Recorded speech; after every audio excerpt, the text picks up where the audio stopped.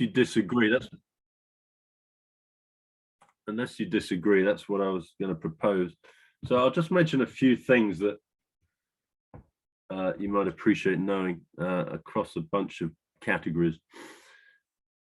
I suppose I should just say, for the benefit of Darren, who probably doesn't know much about my background, but yeah, I've been doing, been helping small businesses, well, nearly 30 years now, in telecoms and then mostly energies for the last sort of 17 years.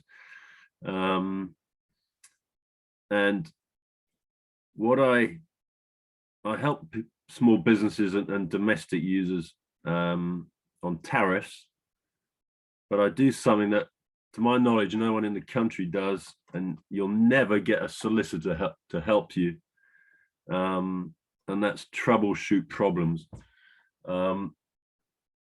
Solicitors haven't got the foggiest about the energy sector.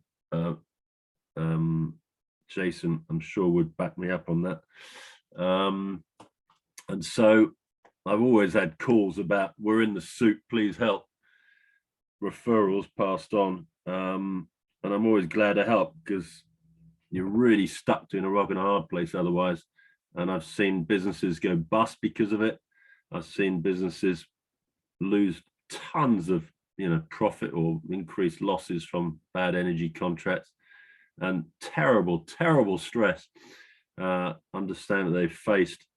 It's really could be upsetting if I didn't know how to fix it. I didn't, and so you bring some pretty major relief and joy to people. So although it's a dry category, what I do is pretty invaluable to the people who I help, especially where they had no alternative. So it's very gratifying. Probably the most gratifying of all was a couple who were going to lose their pub by having to go bankrupt because they've been so badly stitched up on a new energy contract, and all their pension life savings were in the pub. So if they lost the pub, they lost everything, and they're already in their mid-70s. It was just horrific. So this lawyer rang me up and said, us, we don't do this stuff. Can you help? And I got it sorted out, and they, got it voided, avoided the bankruptcy court. It was very last minute, but that kind of thing, I love doing that. But obviously smaller stuff as well. I don't want to be doing that every week. It's very hectic and very stressful. But it's not rocket science how to fix it, but there's no one else doing it, basically. Citizen advice can give you some tips, but they won't go and organize the fixing. They won't get hold of the suppliers. They won't conference call in, create conference calls and knock things on the head. And also, in any case, they don't know enough. But even they are better than the ombudsman, who is just awful. You have to wait something like 4 to 8 weeks, I think it is, of plowing through treacle with suppliers before you're allowed to use the ombudsman, unless the supplier says we can't go any further sooner than that point, in which case you are allowed to go to the ombudsman sooner. But the ombudsman is not going to be very helpful in general. So it's one of those things you've got to either figure it out yourself or get someone in, get a third party in, and appear to be the only option. And there are so many problems still that suppliers cause, as you heard from Rob earlier, just in billing alone. Billing and stitch-up contracts are the two biggest problems, no question about that. However, there are a raft of other problems to do with meters not working properly, like they're turning around quicker, or they might be turning around slower, but then the supplier picks that up and wants to, back bill you. What are your rights in this situation? Where you've moved in, you cannot seem to figure out who the supplier is, and then 4 years later, suddenly you get a 4-year bill. What are your rights there? So all sorts of situations. they keep taking payments that they shouldn't be. They're hanging on to credit balance without returning them. They've tied you into a contract, but they've not fixed the price. That's massively illegal. Still goes on. So all this sort of stuff. So the good news is, partly is in the area that rules have been brought in for small businesses. So there've always been rules for domestic, although they've been tightened up over the years. They were always pretty good, especially if you're a vulnerable customer in their own definition of that, or in fuel poverty. But there've always been protections, as there are in the Sale of Goods Act and Consumer Credit Act and all sort of stuff. What they did was bring that to small businesses to a degree. And so it's very important that any of you who are getting a business energy bill, or anyone you know who is getting a business energy bill or should be getting a business energy bill, lets them know that you're a micro business. The definition is under 2 million turnover and under 10 employees, or it might even be one or the other. I can't even remember off the top of my head now, but just say you are. You don't go around analyzing it anyway, and you get far more rights. And one of the crucial rights is they can no longer force you to give notice to get out of a contract, and they can no longer force you to only be able to renew in a window after you've given notice, i.e. right at the end of the contract. So what that means is, if you have some idea about which way prices are going, then obviously, which is the sort of thing I keep an eye on, then obviously you'll know or have a preference for whether to renew way ahead or right at the end, depending on the trend of pricing. Obviously, if you think prices are going down, you want to leave it as late as possible. If you think prices are just inexorably going up, as in general they have done over the last 20 odd years, then obviously you want to lock in something well ahead. But the last few years have obviously made that whole theory vastly more complicated, because prices went, do you remember when they went negative in spring 2020? Negative in the wholesale markets, obviously not on your bills, sadly, but and then they went rocketing at the end of last year, and then they came tumbling back down again in the business wholesale market. Will be reflected in the domestic market, probably from the 1st July to a degree. But so it's not easy, and I totally accept, for anybody it must be a real head scratcher. However, that's the sort of thing I try to help people with. But in general, it's much easier for smaller businesses, so make sure you let them know that you're a small business. Having said that, there are still some rogue operators out there.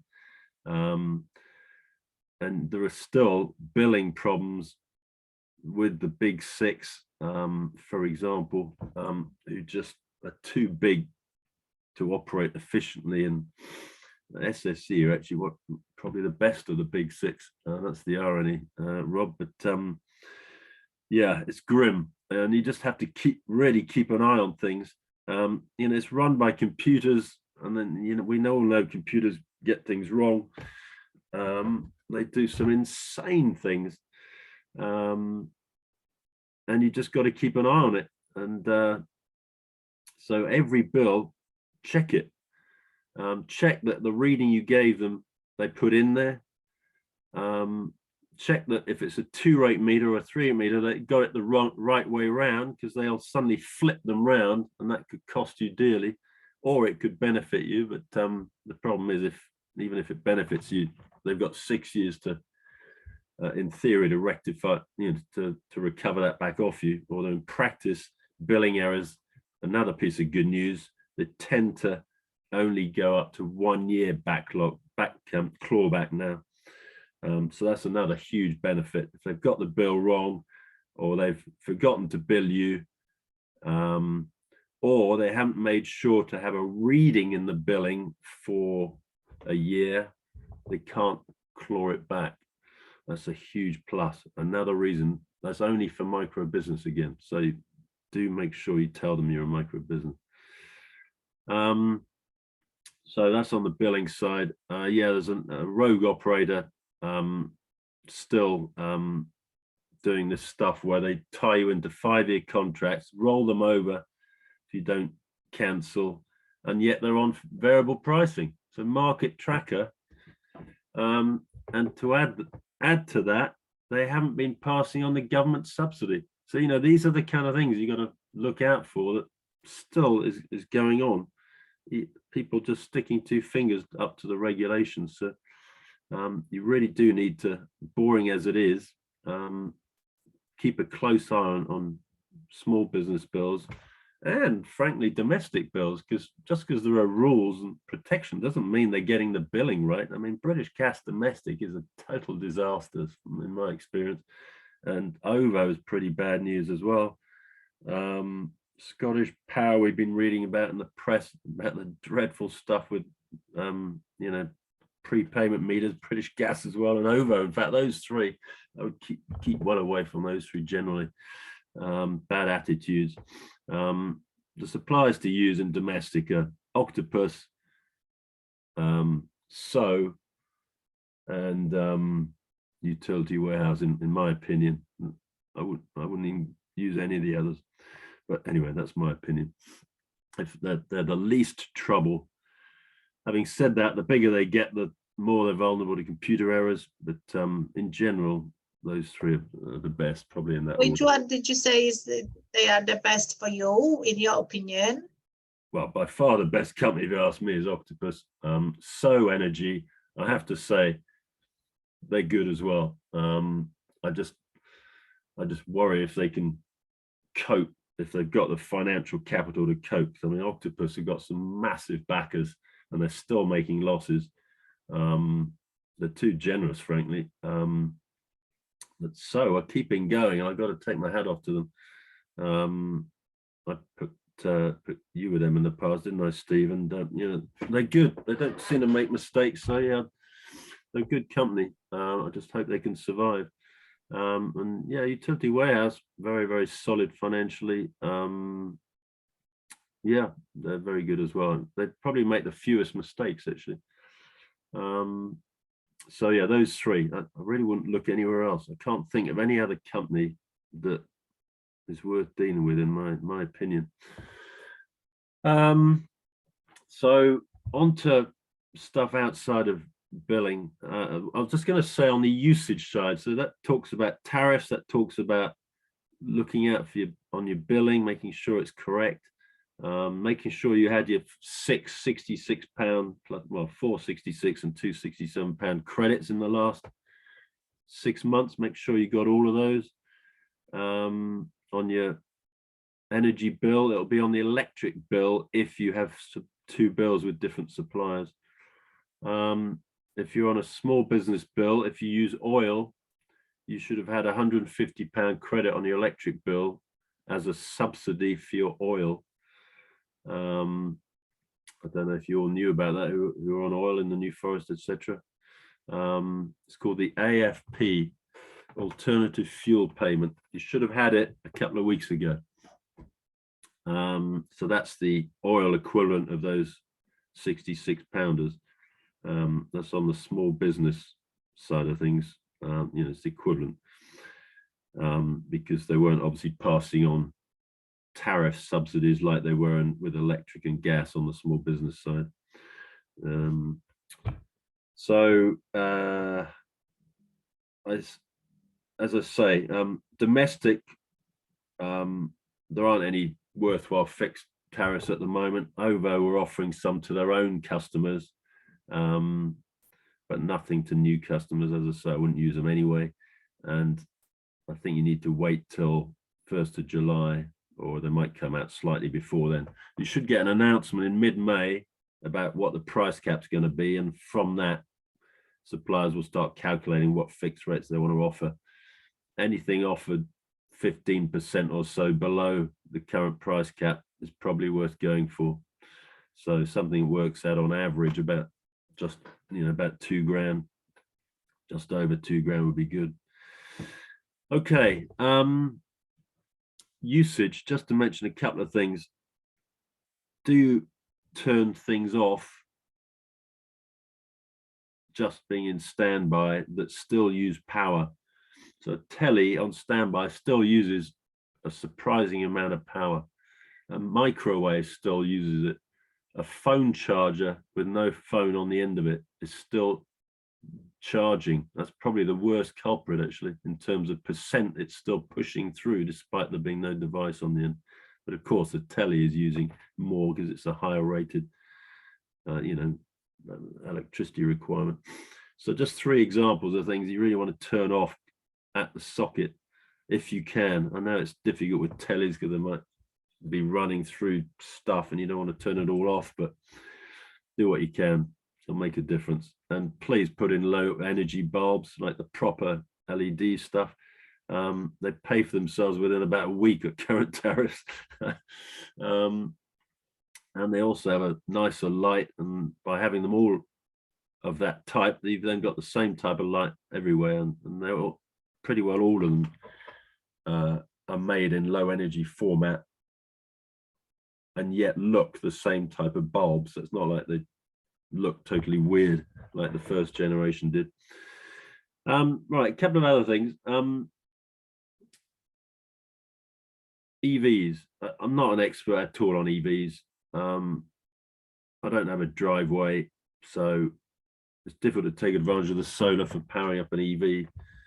I've been pondering this one where you've got a petrol engine that doesn't pump out fuel, it's pumping all its power into a battery. There's a Nissan technology that does that, but I just kind of feel that's a bit of a cop out, even though it's very, very efficient. And it's still early days to some degree with EVs, isn't it? You know, you don't want to be the earliest adopter. I can't help thinking battery prices are going to tumble soon, and to best wait for that. And obviously teething problems will have been ironed out to a greater degree the later you leave it, but obviously we're all keen to try and do our bit for ourselves and the environment. So it's a really difficult one, but obviously prices are pretty high, aren't they, at the moment? That's prohibitive. So you need to crunch the numbers. It does seem to stack up, the payback. So if you can afford to get one, it does seem to make sense. And it's the same story with heat pumps. So heat pumps, I don't know if you all know why it is that they work, but basically what they're doing is for every kilowatt of electricity that they use to power the engine, which is called the compressor, same thing you get in a fridge, same thing you get in an aircon unit, for every kilowatt, with a gas boiler, you would get a 90 to 95% return on that kilowatt. Yeah, so you get 0.9 or 0.95 a kilowatt of heating, if that makes sense. With a heat pump, you get between 2.5 and 4.5 kilowatts back. So can you see the difference in return? That's why, even though it's using electric, which costs 3 times more than gas, because the ratio on average is more than 3-fold return, it offsets the price difference. Does that make sense? Yeah. So you're getting three kilowatts of heating for every kilowatt you're paying for of electric with a heat pump, versus roughly 1-to-1 with gas boilers. Does that make sense? John, a quick question on that. Is there much difference between air source and ground source heat pumps?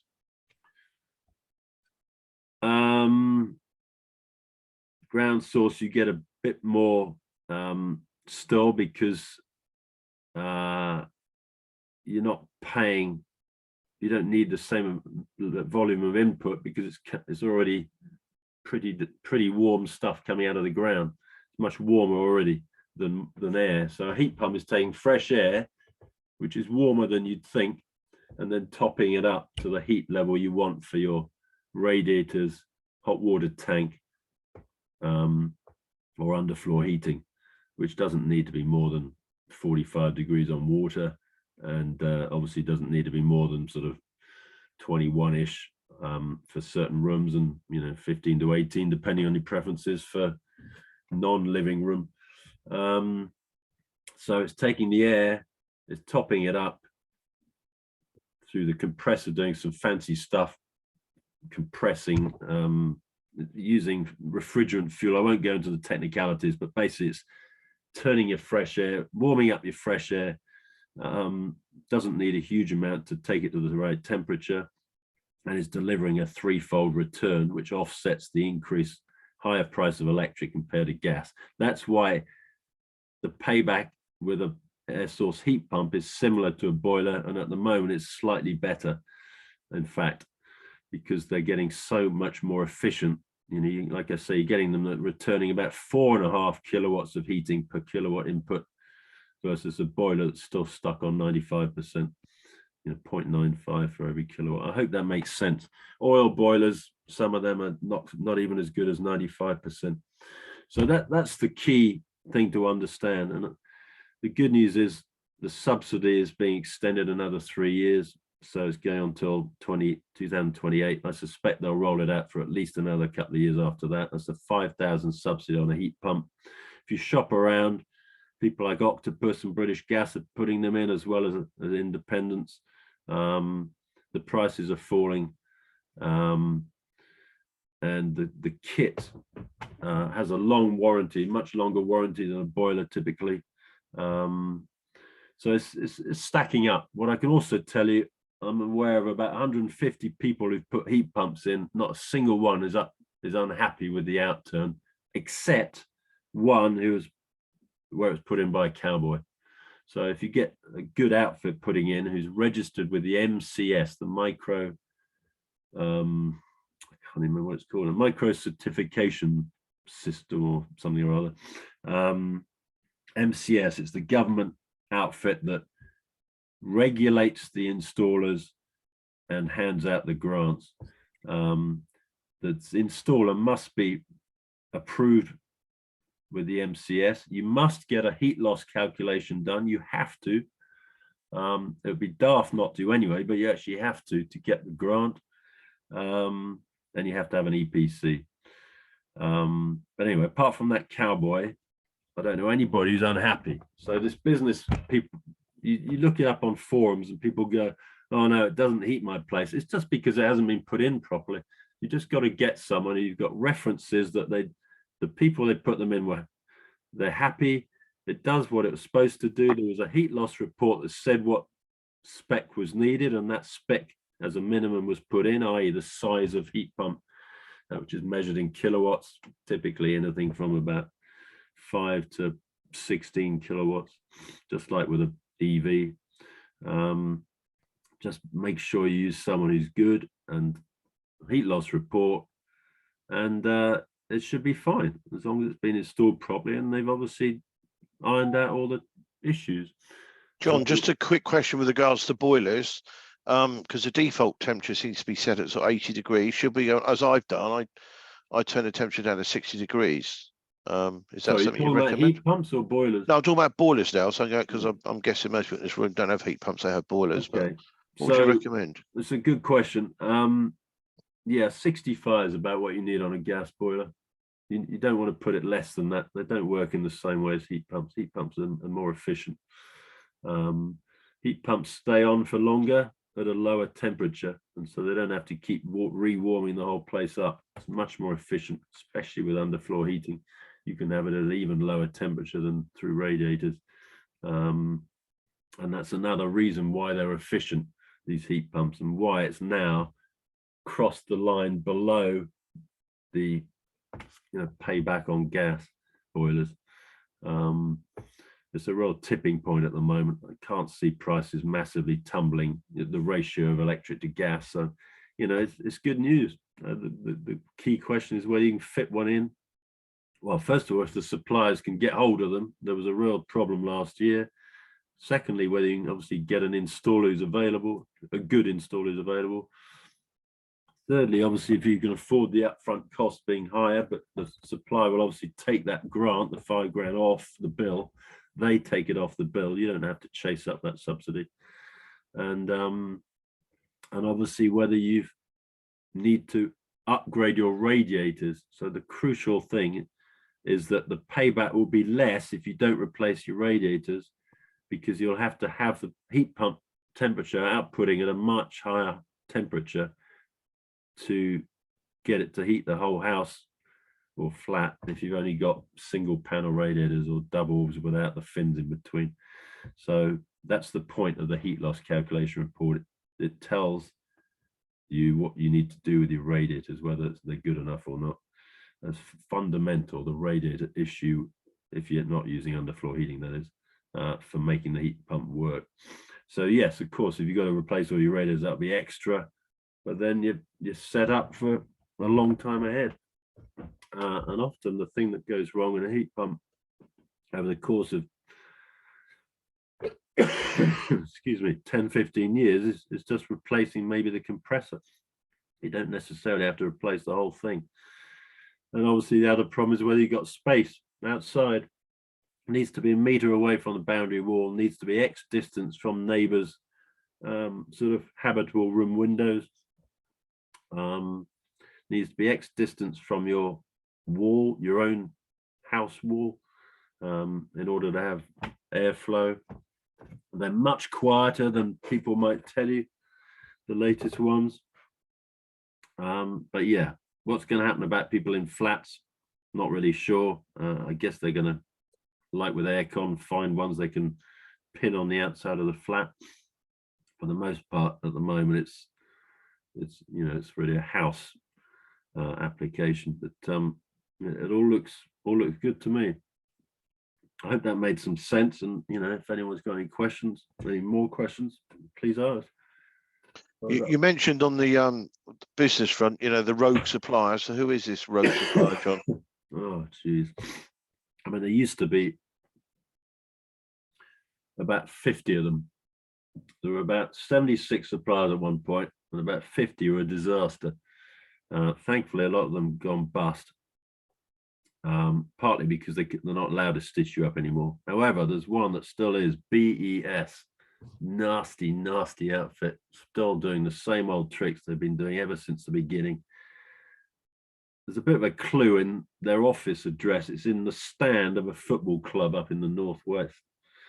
It's just, I can't help thinking that it's so that people can't track them down, because where in the stand are they if you go and look for them? It's just ridiculous, isn't it? Which seat? Sounds like hospitality, I would imagine, is it? Yeah, so it sounds very dodgy to me. It always did sound dodgy, and they are very dodgy. BES, Business Energy Systems. So yeah, they're not even passing the government subsidy on. It's just obscene. So be careful with those. Again, so on the business front, who to use? Well, Octopus is again the best. There are one or two others that are okay. I mean, actually, British Gas is probably, I'd probably actually put them second, but they just need a bit of managing sometimes. But yeah, there aren't many good choices, unfortunately. SSE are good on tariffing, but as you can see, they sometimes get their billing wrong, but they're far better than the rest of most of the rest of the big six. Again, there aren't a huge range of choices. I'd be very careful of using comparison websites. Yeah, I'd be very careful of using them. They just mention whoever's supposedly the cheapest, but they don't factor in customer service and stitch up value and all that kind of stuff. And if I were you, I'd just use the one I mentioned. They're extremely ethical. Their agents are very well trained, which is really important. They're never abroad, they're in this country. They answer pretty quickly on the phone. They struggled a bit over the last year because they've taken on a lot of extra customers, Octopus, but they talk your language, and they're honest, and they hold their hands up if they've messed up. They'll give you a compensation if they've messed up without before you've even asked. They're just the right kind of animal, and they're the biggest generator of renewables out of any of the other suppliers. And that's nice. So that the stuff isn't just carbon credits paid kind of green. it's generally that actually is actually sourced green and often by them. Yeah, I mean, those are the sort of things. I can certainly vouch for that, John. The solar renewable energy cooperative that I'm director of, we sell to Octopus, and yeah, that's for real. If they can become the biggest company in this country, which is possible, it's going to help this country a lot. I'll say that much. That's how impressed I am with them. Yeah, if we were to set up a power company, that's how we'd want to be operating it, and they're the ones who have the sort of values that we would bring. So it's really gratifying they've come along. I've been using them for a long time because the writing was on the wall, really. And you know, they've put their money where their mouth is, and they're still walking the talk, if that's the expression. And they don't do any of this messing around. And they're the only company, and I was gobsmacked they even did this, that I've been able, I mean, they don't heavily advertise this, but I know about it, and I've made maximum use of it. I've been able to get them to scrap deals where we had no alternative but to renew at the end of last year, before we knew that it was going to be such a, before we knew that the market would then tumble a month or two later. They were willing to scrap the deals, and there was a way I could even avoid it without a penalty. No other supplier in the history of suppliers has done that. So, you know, that gives you an idea of how ethical they are, where they can be, and probably why they're making losses, but because they're well funded, it's viable. So anyone got any other questions on any of those topics? As I say, please don't ask me which is the best EV and stuff like that. I'm not an expert on that, but the stuff I've mentioned is generally this where I do know things. Steve. John, microbore radiator system. So you talked about efficiency of radiators suitable for heat pumps. Yeah. Would you think that would be detrimental? Where you've got a X thin sort of piping, is that what you mean? Yeah, so either 8 or 10 mil pipes, which I'd be honest, I'm not a fan of. Yeah, you have to be careful. I think you need at least 12. I think 15 is what they really prefer. 15 is standard. Yeah. But my experience with microbore 8 and 10 mil is they tend to clog up, sludge up a lot quicker. Yeah, I think that they really want you to use 15. Yeah, that's upwards. interesting to know. Yeah, there seem to be problems otherwise, and perhaps that's one of the reasons. But you know, a lot of modern houses do have microbore systems fitted. Yeah, so, I mean, unfortunately, stuff's been done in the past that isn't future proofing for other technologies that come along. Yeah, unless you've been built as a passive house type of energy efficient property for ground up, then yeah, there'll be some problems. And in fact, a lot of new builds, you're going to have that problem where they were put in with boilers, but with microbore, narrow piping in the radiator plumbing, and it's not really then going to be able to be changed to a heat pump, so that's a problem. But the latest new builds now, they're putting in the heat pumps, so obviously that shouldn't be a problem. Okay, thank you. And someone asked a question last time around, how quickly is everybody going to turn to heat pumps and the EVs? I mean, obviously, as always, this stuff's going to take far longer than the politicians are asking to happen. It just is. I suspect we'll still have some petrol and probably not diesel, but petrol engine cars floating around in 2035, 40. I suspect we'll still have gas boilers, quite a few of them happening then, but the majority by 2040 and probably 2035, I'd say the majority of new cars and new heating systems will be the new ones. So, you know, there's light at the end of the tunnel, and obviously the bigger the volume that sells, the more the prices will come down through economies of scale.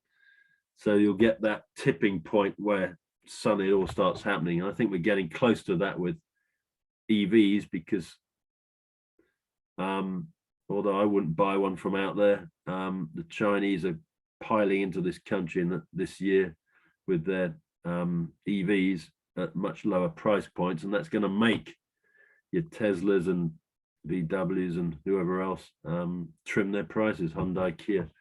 So things are going to start happening, and the same will start happening with heat pumps probably next year. Well, it's starting to happen now, actually, with, as I say, Octopus and BG coming in to the market.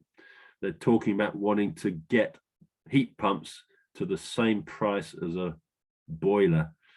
I can't see that happening before 5 years are up, but maybe after that, you know, when the grant is being advised it's going to be ditched, then obviously they're going to have to get the prices down, aren't they? Otherwise people won't pay it. You know, too many people can't afford that. But certainly looking promising for 5-10 years time in terms of EVs and heat pumps. I don't think hydrogen is going to happen in the gas domestic market, but there are plenty of places where it's a very exciting solution. I think it could be exciting in the wrong way. Hydrogen's got the propensity for some very concerning explosions. It leaks a but bit it's easily. going to be a great value on the industrial front. Yeah, and, yeah, for sure. And things like aviation and so forth. Yeah, and so one other thing to mention as well, which is exciting, is community heating. So obviously you've got things like in Southampton where you've got the district heating system run by the council, but I'm talking about where communities come together to get a large heat pump, ground source usually, typically in rural areas, obviously, and they all just funnel off the same pump, and it brings the cost down, and they're all in it together. And you know, it's really exciting to hear about. It's going on, and it's really catching on. Yeah, district heating schemes are quite a big thing in continental Europe. They're just not used very much in the UK. The last time I had a look at the one in Southampton, which is supposed to be sourced from a geothermal well, unfortunately they were running a very large diesel engine and then recycling the waste heat off the diesel engine, which was a bit of a fail, really. But there is a scheme in operation in Southampton. John, we're approaching 9 o'clock. Thanks very much. Unless anybody's got any final questions for him, then we'll wrap it up at that. So thanks, John. It's been an interesting and wide-ranging discussion. As the owner, as you may recall, of a rental property with small bore heating in it, that's going to looking like a bigger heat pump project than I thought it was. So we shall have to see. Someone may have a solution for you, but certainly, yeah, be warned. It's not advisable, apparently. Yeah. Thanks very much, John. And I'll say it again, a quick pitch for John. Has provided lots of support for Lynhurst Community Centre. It's really been invaluable. It's saved us thousands, the advice we've had from John. So thank you so much for your help there. It's really appreciated. You're welcome. So I just mentioned one thing, by the way. Okay, I'm getting tight on time here, John. Yeah, I just wanted to say, if you have a micro bore situation that would cost an arm and a leg to resolve, or if you don't want to replace all your radiators for whatever reason, you can have the temperature set higher with certain heat pumps. So Hitachi and one or two others, they'll operate at a higher temperature for people who cannot or can't change their outlet setup or their piping. So that there is a potential solution, Rob, that may be worth looking at. That's interesting. Thanks. But obviously they're not as efficient. You know, it'll cost you more in the long run, but maybe it saves you some money up front, and therefore you or some logistical hassles. Maybe you've got a tenant in there, you don't want to replace all the radiators and piping, you know, that kind of example. Okay. Anyway, I hope that all made sense, guys. And if it didn't, please drop me a note on any of that stuff. Thanks. Really, yeah, very good. Okay, we'll see you in a fortnight. Got that, Robert? It's a fortnight. Rob, remember to turn the recording off. Oh, yeah.